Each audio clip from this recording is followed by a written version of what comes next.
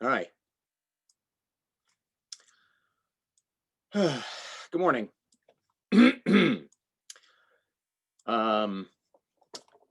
I am deliberately releasing this video in a very unedited way.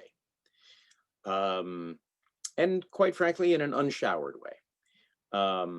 Because I want to tell you guys that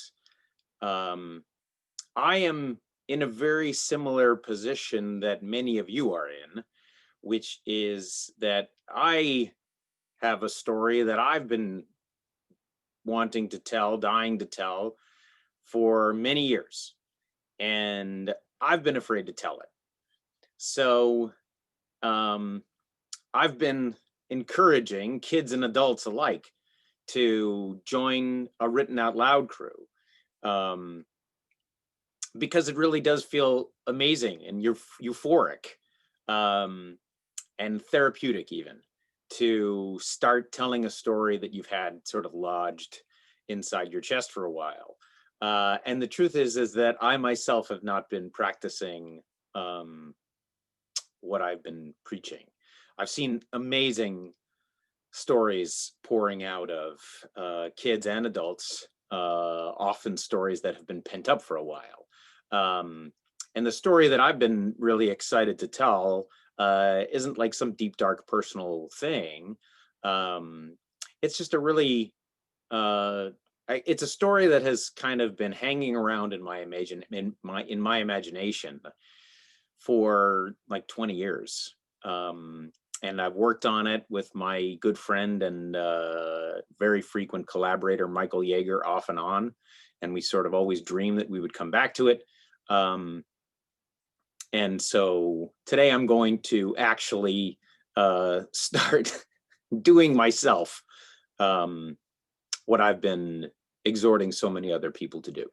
So the name of the story is Finlay. It is a science fiction story. The title Finlay is spelled sort of unusually with an A-Y at the end, F-I-N-L-A-Y.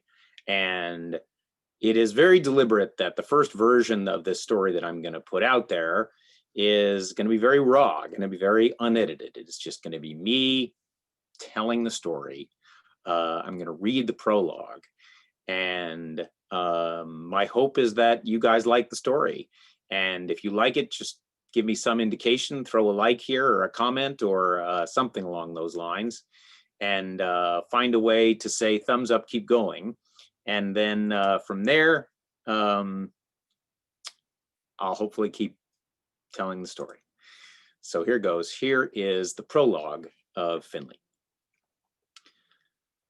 From its beginnings in the Holy Lands, on the shores of the Red Sea, the center of the world's power has moved consistently and steadily west. From Jerusalem, the world's capital migrated to Rome, where it remained for the time of Caesar and his successors. Rome's collapse saw the seat of power drift west once again to the capitals of Europe for the Middle Ages, and finally to the empires of westernmost Europe in London and Paris. Europe's decline was accompanied by the rise of great new power to its west in the United States. The American era was explosive but finite, and the world's center of power traveled west yet again to the great population centers of Asia. Calcutta and Beijing served as the predominant cities of the 21st century, a period of astonishing technological achievement known as the Asian Age. But this epoch was cut short by a horror unmatched in human history. On July 8th, 2094, a long gestating nuclear war erupted between Pakistan and India. In just 6 days, 26 nuclear weapons exploded across Asia. Over 2 billion people were killed. The Great Holocaust, as it was called, brought the Asian Age and very nearly all life on Earth to a close. The Eastern Hemisphere was turned into a little more than a crater, a massive scar on the face of the Earth. Because of the enormous fallout, the Western Hemisphere became endangered as well. The world's water supply was contaminated. Humanity's very survival was thrust into doubt. But in this time of utmost darkness, a savior emerged in Africa.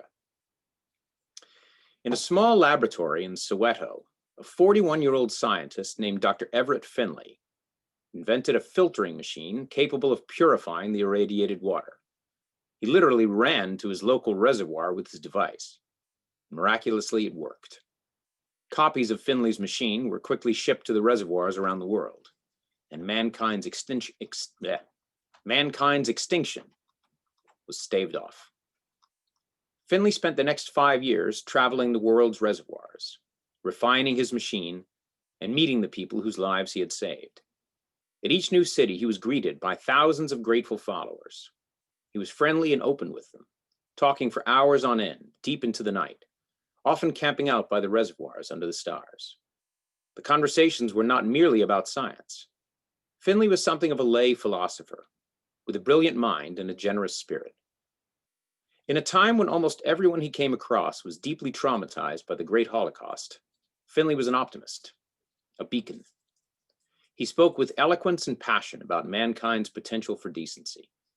He lifted people's spirits.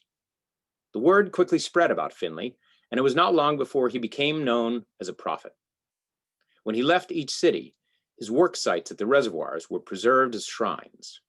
People would return to the shrines week after week to discuss Finlay's beliefs and to pray for his continued guidance. Thus was the religion of Finlayism born. This was a new kind of religion, one that revered science instead of rivaling it. Finlayism had no God. Finlay himself was agnostic. The bedrock of Finlayism was its dedication to nonviolence. Everett Finlay was passionate about maintaining a worldwide permanent peace. He spoke eloquently about the opportunity that this unique moment in world history provided, this pause after the Great Holocaust. He swore that men had the chance now to change their ways and to step off the path towards self-destruction. Finlayism quickly became the most popular religion in the world, largely because it welcomed people of all religions, rather than excluding them. Finlay's most devout followers became his apostles. Over time, they became the Finlayite priests and then bishops. The shrines at the reservoirs grew into the great Finlayite temples. Toward the end of his life, Finlay had become the most influential man on earth. Before he died, he issued a statement which has become known simply as the One Law. "There must be no such thing as war," he said. He asked all nations to immediately and publicly disarm, dismantling all their nuclear weapons and dissolving their armies. The One Law was drawn up and signed by all the world's leaders, just as Everett Finlay was laying on his deathbed. On the day he died, as the world united in a massive vigil, Finlay issued one last recommendation. He suggested that a monarch be appointed, whose sole function would be to maintain the One Law. This king or queen would be charged with resolving all disputes between world leaders. He or she must have absolute sovereignty. The king's judgments, or the queen's judgments, must not be subject to protest or emendation. They must be adhered to by all world leaders to the letter and without exception. The great prophet Everett Finlay died on March 30th, 2137, after selecting the first king. The king's first act was to ask Finlay's oldest son to serve by his side as his chief advisor. This action set a precedent that continues to this day. The king or queen sits on the throne in Cairo with one of the Finlays' direct descendants by his or her side. Everett Finlay's life marked the beginning of an unprecedented time of peace. It lasted 20 years, then 50, then miraculously 100. For over 150 years, there's been no war on planet Earth.